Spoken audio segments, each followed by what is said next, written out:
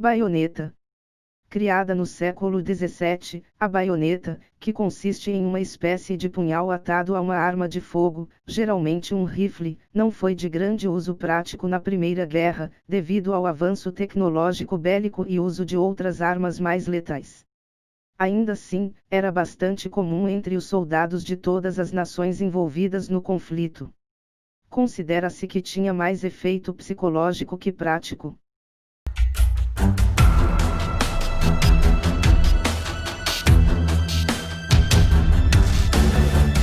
Lança-chamas. O lança-chamas foi introduzido pelos alemães no começo da guerra e inicialmente causou terror entre as tropas adversárias, que também passaram a adotá-lo pouco depois. De curto alcance, era usado pelos soldados principalmente para abrir caminho para os colegas de infantaria, que vinham logo atrás no começo da guerra. Os lança-chamas usados pelos alemães eram manuseados por bombeiros.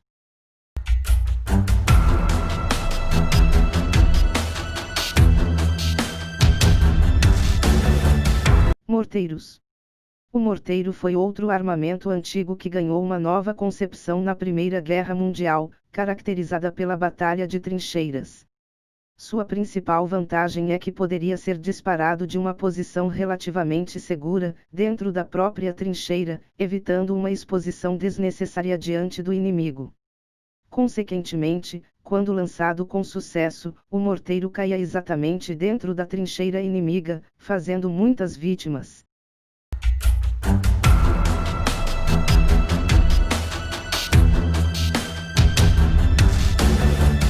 Granadas. A Primeira Guerra Mundial foi responsável pela popularização do uso de granadas em combates. O sucesso fez com que sejam bastante empregadas até os dias atuais. No primeiro ano do conflito, no entanto, eram utilizadas granadas pouco sofisticadas, e em pequena escala. A partir de 1915, no entanto, a produção em massa e o avanço tecnológico levaram ao uso de milhões de unidades durante os combates. O número e frequência de ataques com granadas foi crescendo ao longo da guerra, se tornando um componente muito importante de todo o movimento de infantaria dos exércitos. A granada era muito eficaz no ataque às trincheiras e túneis adversários. Podiam ser lançadas à mão ou por meio de rifles, de uma distância maior. Eram detonadas basicamente de duas maneiras, por impacto ou por meio de um temporizador, sendo esta a preferida pelas tropas, devido principalmente ao menor risco de explosão por acidente.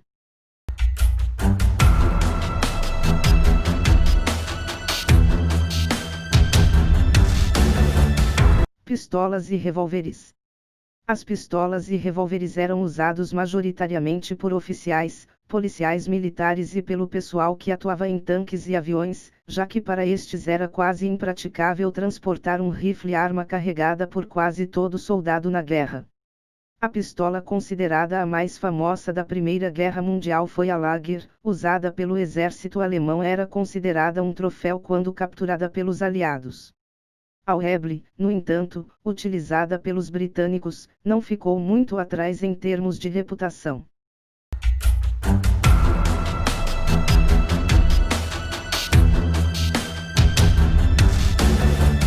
Rifles.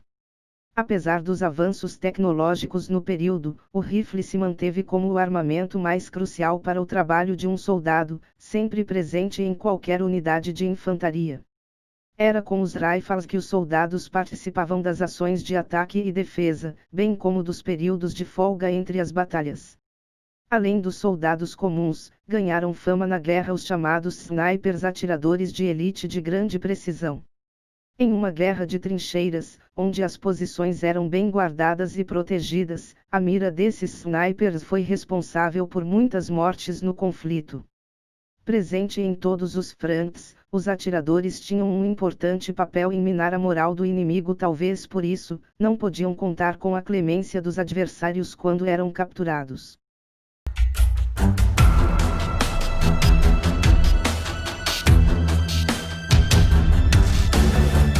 Metralhadoras. Criada no século XIX, a metralhadora ganhou verdadeira alma e fama durante a Primeira Guerra Mundial. Arma de fogo automática, capaz de disparar sucessivamente, a metralhadora dominou e personificou os campos de batalha do conflito. Sua capacidade para abater ou deter rapidamente um grande número de adversários mudou a história das guerras travadas até então, e garantiu sua presença nos conflitos que vieram a seguir. Os alemães foram os primeiros a perceber o potencial das metralhadoras, já no início da guerra. Os adversários logo se deram conta de seu poder e passaram a utilizar o armamento em larga escala. Devido ao tamanho e peso, necessidade de muita munição e mecanismos de resfriamento, as metralhadoras se destacaram pelo desempenho defensivo, seu uso era altamente eficaz contra os assaltos de infantaria inimiga. Quando bem posicionadas, principalmente em trincheiras fortemente protegidas, as metralhadoras podiam ser consideradas quase intransponíveis.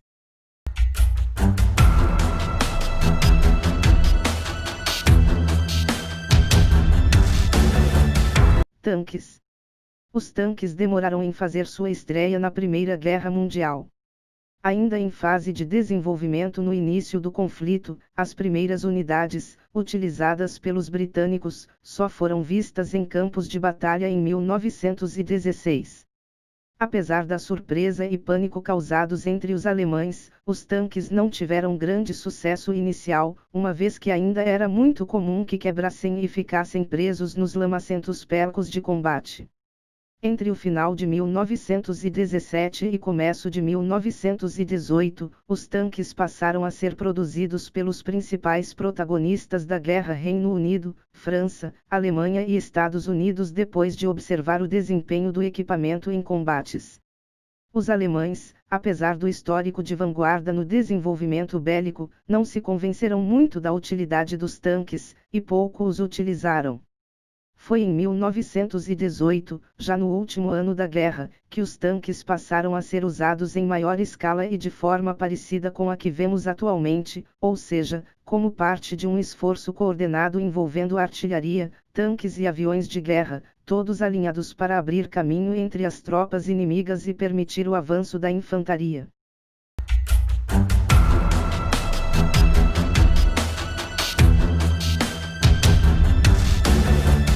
Armas químicas.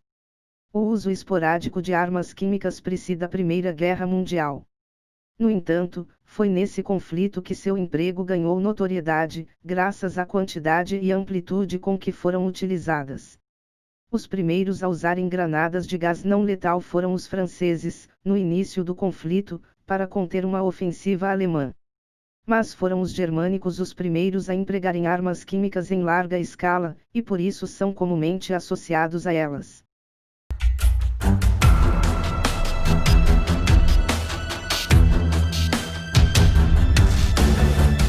Gases venenosos. A introdução do gás venenoso na guerra aconteceu em 22 de abril de 1915, em Ypres, na Bélgica. Em um ataque contra tropas da França e Argélia, a Alemanha lançou um bombardeio com um gás verde e amarelo, que seria o gás cloro. Pegos de surpresa, franceses e argelinos inalaram o gás e quase que instantaneamente começaram a passar mal, sofrendo com problemas respiratórios. O ataque, no entanto, não representou grande vantagem para os alemães. Em pânico, muitos soldados franceses e argelinos fugiram e abandonaram seus postos, mas o medo dos efeitos do gás entre a própria tropa alemã, além da falta de reforços, impediu um avanço maior dos germânicos nessa batalha. Apesar da condenação e recriminação de toda a comunidade internacional por conta do ataque, pouco depois desse episódio franceses e britânicos também passaram a utilizar armas químicas, transformando cientistas em protagonistas do conflito. O uso de armas químicas atingiu outro nível quando os alemães desenvolveram o gás mostarda. Difícil de detectar no início e quase inodoro, provoca rapidamente vômitos, problemas de pele e respiratórios, e em alguns casos até cegueira temporária. O gás mostarda foi utilizado pela primeira vez em 1917, contra os russos, sendo lançado pela artilharia. Ainda que outros gases tenham sido empregados, como o bromo e o nervoso, obtido do ácido cianídrico, o mostarda, o cloro e o fosgênio foram os principais durante a Primeira Guerra Mundial. Estima-se que os ataques com armas químicas deixaram mais de 90.000 mortos, a maioria entre as tropas russas. Para se proteger, os soldados inicialmente colocavam algodão, mergulhado em uma solução de bicarbonato de sódio, sob o rosto. O uso de panos encharcados de urina também se mostrou eficaz contra os efeitos do cloro. A partir de 1918, as tropas dos dois lados já estavam mais preparadas para se proteger dos gases, com o uso de máscaras, o que diminuiu consideravelmente o número de mortes provocadas pelos agentes químicos até o fim da guerra.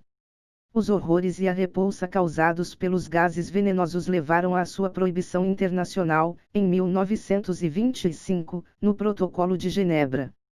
Seu banimento vale até os dias atuais, apesar do registro do uso de armas químicas em vários conflitos desde então, como no Iraque, em confronto contra o Irã e minorias curdas, na década de 80, e na Síria, mais recentemente.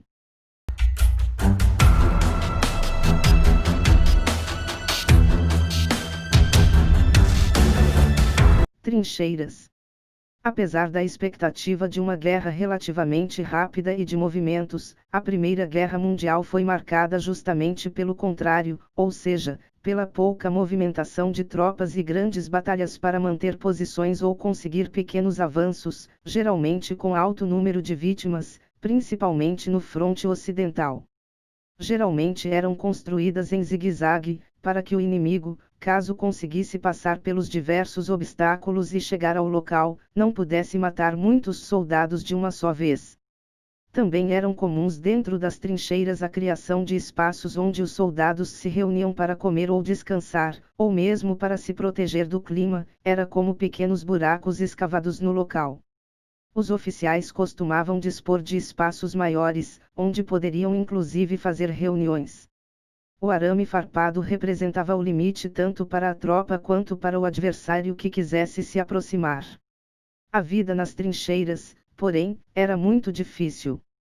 Os soldados se viam cercados pela morte mesmo longe dos ataques inimigos, por conta das condições totalmente insalubres que predominavam nestes locais. Infestação de piolhos e ratos era comum, assim como várias doenças, causavam transtornos e mortes.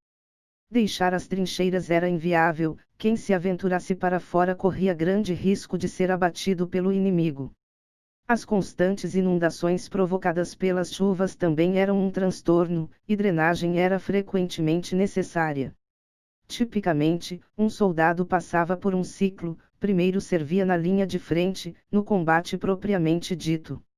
Daí passava um tempo na trincheira, passando para um serviço de apoio aos entrincheirados, e logo depois para a reserva. Após esse período, o soldado podia ganhar um tempo de descanso. Mesmo nessa fase, no entanto, o militar poderia se ver diante da linha inimiga, executando alguma tarefa. Uma característica marcante das trincheiras era o forte fedor que exalavam.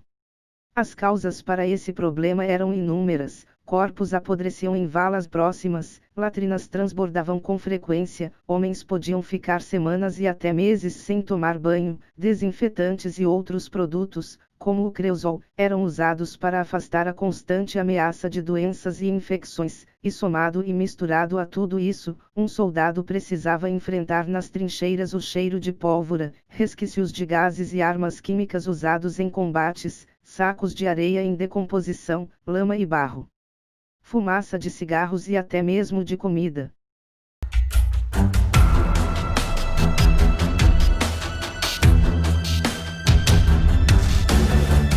Aviões de guerra.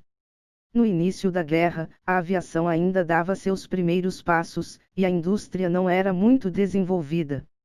Os generais destinavam as aeronaves mais importantes para missões de observação e reconhecimento do que propriamente como armas de guerra. Terminado o conflito, os aviões, depois de grande desenvolvimento e impulso tecnológico, mostraram seu valor e se configuravam em dos principais elementos do planejamento estratégico militar. Os principais modelos utilizados na Primeira Guerra Mundial foram: Ilya Muromets, integrante do famoso esquadrão russo Eskadra-Vozduzhnik Kurebali, conhecido pela sigla EVK. Na França, tiveram destaque o Voisin e o Breguet 14. Os britânicos produziram vários modelos que desempenharam importante papel na guerra, como o Sap-1 meio Strantar, o B-2C, o DHA e os aviões da série Handley Page, principalmente o Barra-100. A Alemanha, por sua vez, chegou a apostar um tempo no famoso dirigível Zeppelin, até privilegiar o uso dos bombardeiros Gotha e Zeppelin Stackenriesenflugzeug, apelidado de gigante e de grande impacto no conflito militar e psicológico.